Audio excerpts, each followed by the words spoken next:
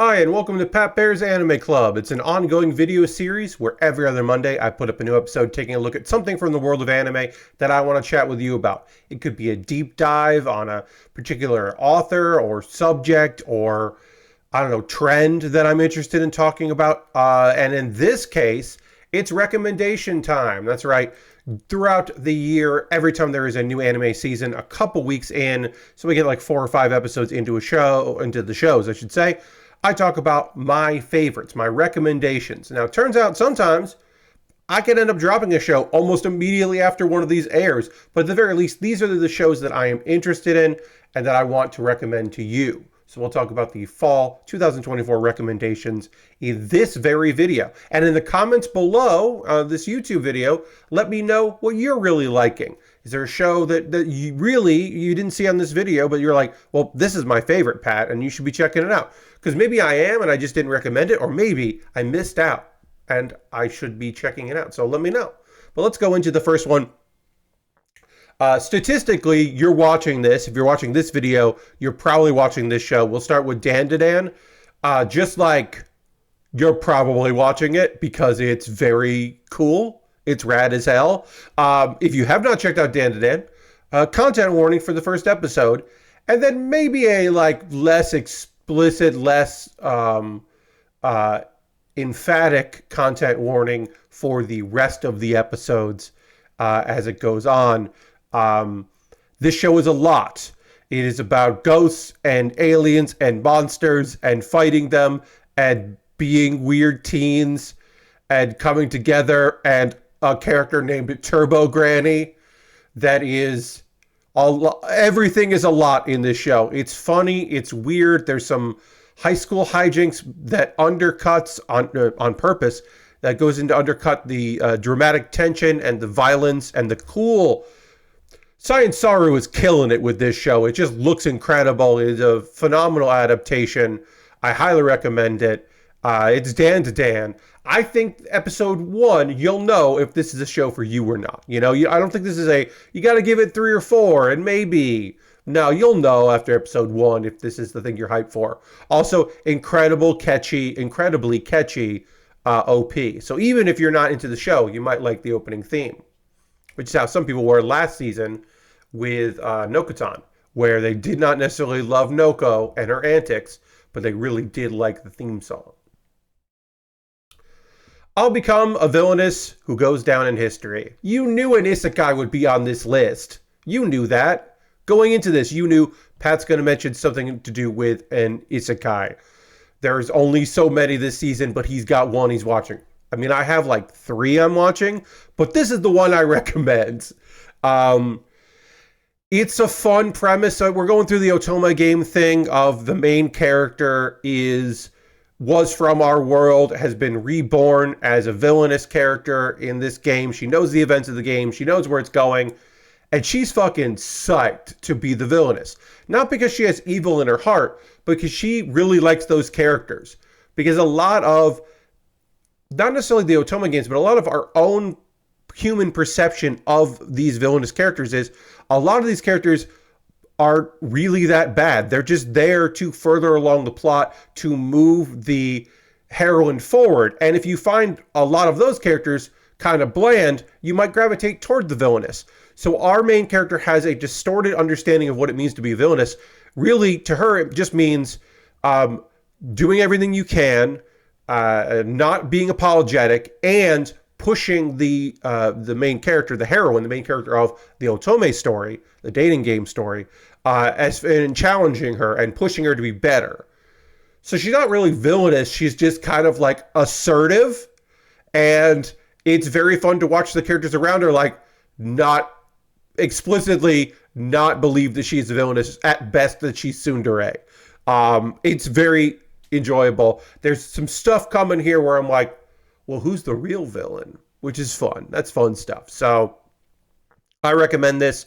If you were looking for an isekai, if you like the Otome game style of isekai with the villainous character who's not really a villain, this one is A tier. This is a great show. I'm really enjoying it. It's fun and silly in parts, and there's some good action. There are a few shows this season with some solid-ass action for our main characters, and this is one of them. Let's talk about 365 Days to the Wedding. This is just a comedy. It's just a comedy with adults. It's not an adult comedy. It's a sitcom. It's a comedy, sitcom, romance show. Simple, easy premise to pick up here. This travel agency is starting a branch in Alaska. Our main characters are both single, and they're going to try to send single people to this new location. And neither of our characters want to go. So they're like, actually, we're getting married. And now they have to convince everyone, go through the process of getting married so that they aren't single, and each of them has a reason to stay in Japan. It's a strong premise. I think it's very fun. This is a lightweight, silly show that I think you could easily get behind. All the minor characters are great. Everyone's really likable.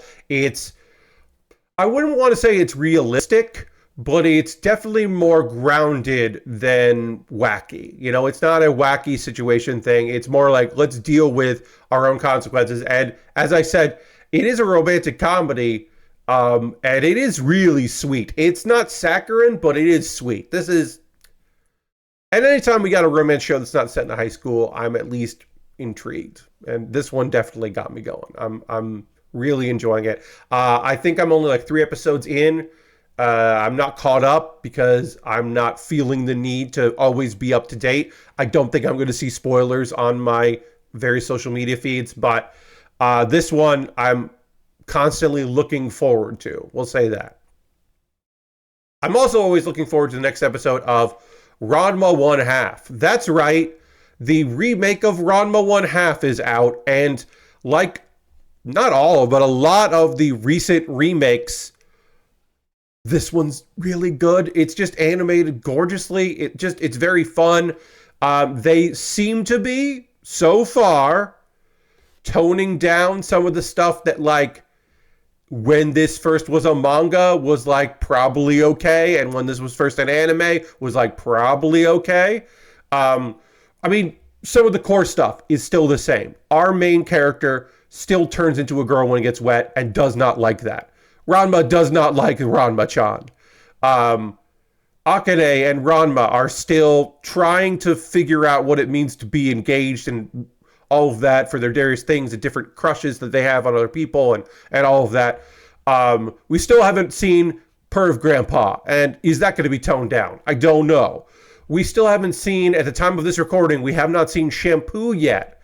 Is Shampoo going to be more than just a ha ha ha, she's Chinese?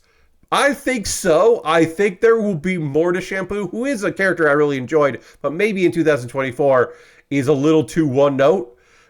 There's still a lot to find out. Ryoga is still very good. We've had some Ryoga in there. There's still a lot to like about this, and I am interested to see the interpretations that we get going forward. I would put this with Urusei Yatsura in remake category of just like, yeah, or Fruits Basket, where it's just like, hell yeah, they're doing that. Less like, to me anyway, Orphan, which was always like, oof, they did not update this at all. They just did a new coat of paint. Why are we doing this? I have heard that Spice and Wolf is a good remake as well. I didn't end watching that one because I didn't feel the need to. I really enjoyed the original.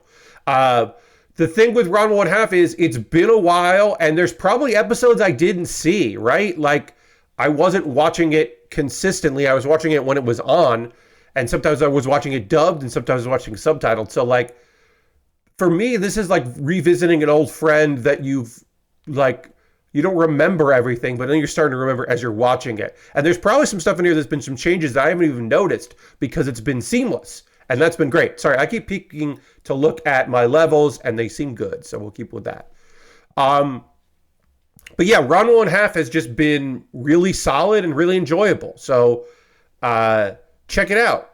I mean, check out all these. Dan to Dan, I'll Become a Villainess Goes Down in History, 365 Days to the Wedding, Ranma 1/2. I tried to do a fun, different spread. This one kind of fit in the, Dan to Dan is action with a little bit of maybe romance. This one is romance with some action. And I think that's important to remember that Ranma 1/2 is not a show about martial artists doing martial arts stuff, and then also there's a romance. It's a romance show about martial artists.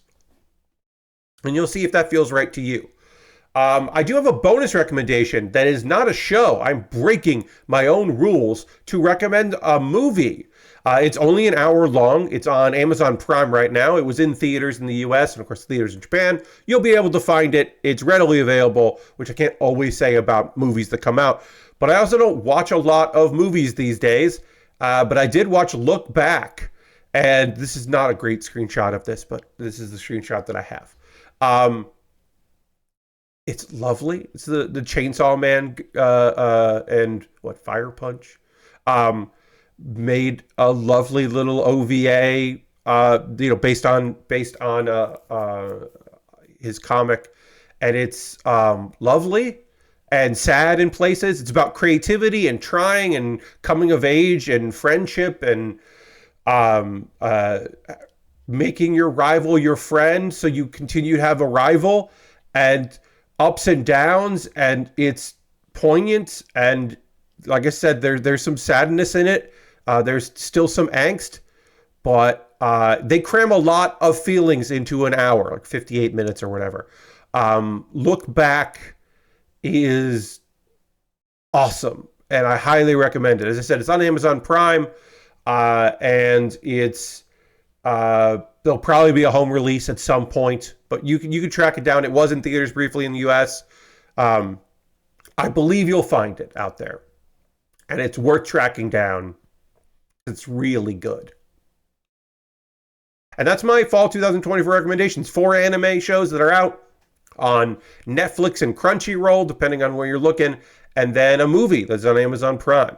No high dive recommendations for this season. They do look. You don't need to. I'll say this: if you watch every isekai, Loner in Another World is a fine inclusion on that. If you're going to watch all of them, that's on high dive. If I want to recommend a high dive show, and then you already have high dive and you're already watching it for Is It Wrong to Try to Pick Up Girls in a Dungeon season whatever we're on now, and that's their big release this season.